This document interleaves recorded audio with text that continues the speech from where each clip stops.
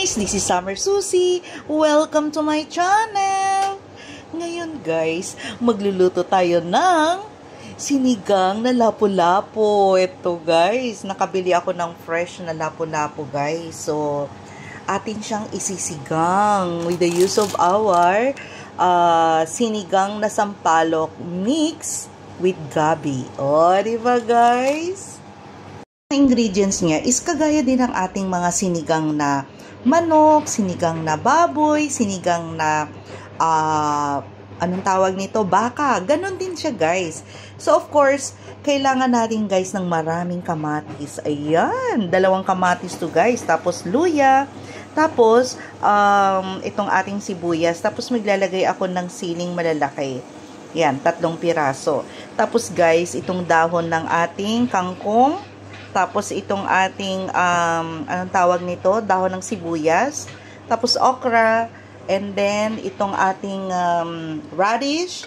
And then yung ating talong. Ayan, binabad ko muna sa water para hindi siya iitim. Tapos guys, kailangan din natin guys itong sinigang na sampalok gabi.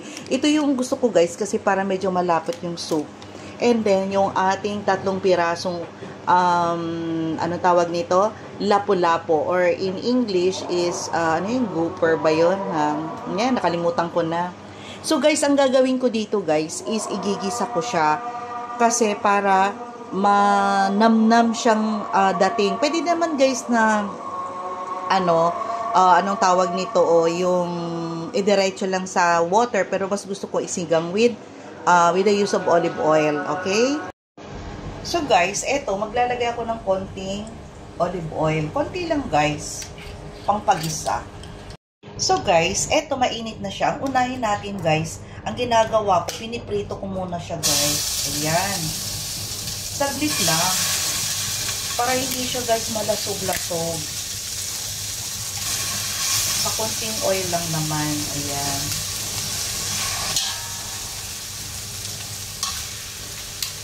Ilagay na natin lahat.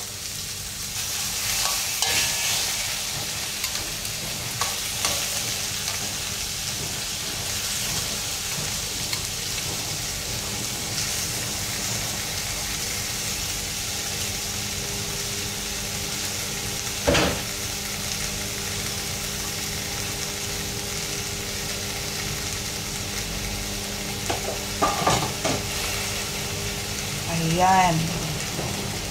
So, nakaprito na siya, guys. So, guys, check natin. Ayan. Ganito lang siya, guys.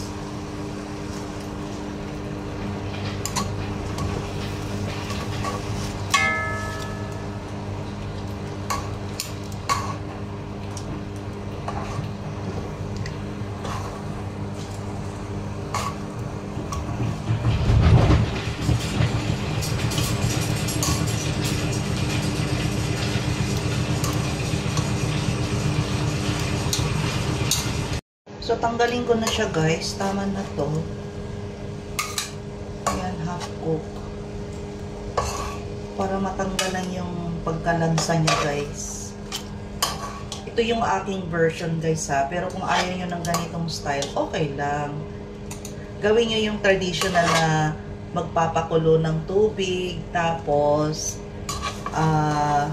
mag-aano kayo. Ilalagay na lahat yung mga ingredients. So guys, igigisa ko na yung ating luya. Dito din sa sariling oil ng ating pinagprituhan kanina. Then, yung ating onion.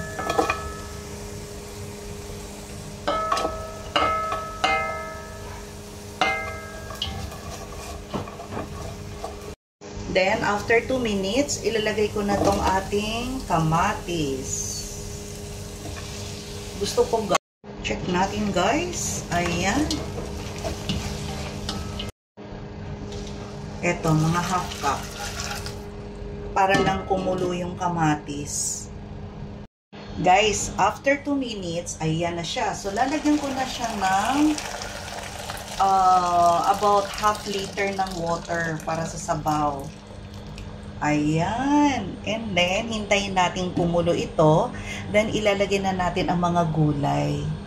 Guys, ilalagay na natin ang ating gulay. Like, itong ating radish. And then, itong ating talong. Kasi medyo matagal-tagal itong maluto.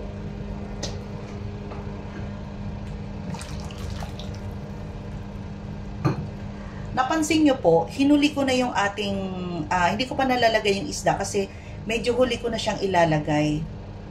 Isasabay ko na rin guys, itong ating okra at itong sili na tatlo. Ayan, itong okra.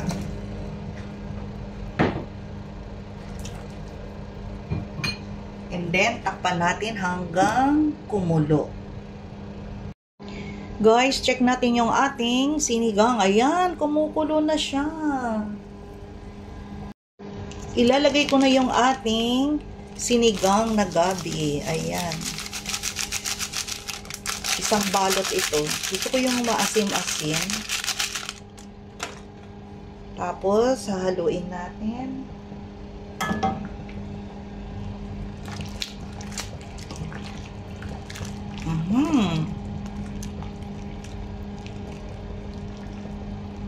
Ayan, naluto-luto na rin yung ating gulay.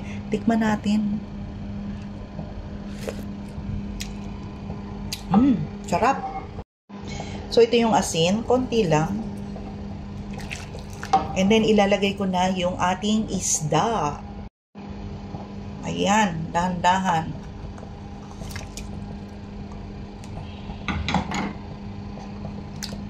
So, kulo ulit. Hayaan natin to for about 5 minutes.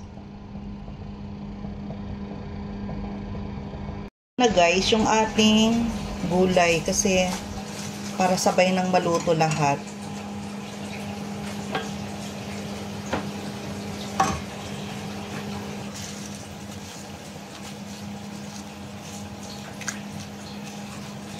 May sira na siguro itong ating gas range kasi mahina na yung apoy eh.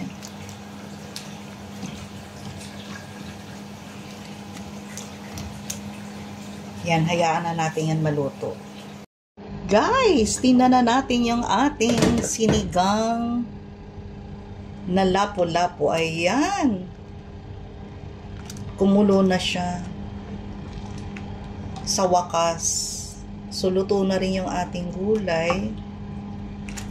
Parang kulang pa ito sa So, yan guys. Maya-maya, i-switch off ko na yung apoy. So guys, ano pang hinintay nyo guys? Gayahin nyo na tong aking recipe, which is sinigang na lapu-lapu. Okay? So guys, don't forget to like, share, and subscribe my YouTube channel, Summer Susie. Bye guys! See you in my next vlog. Bye!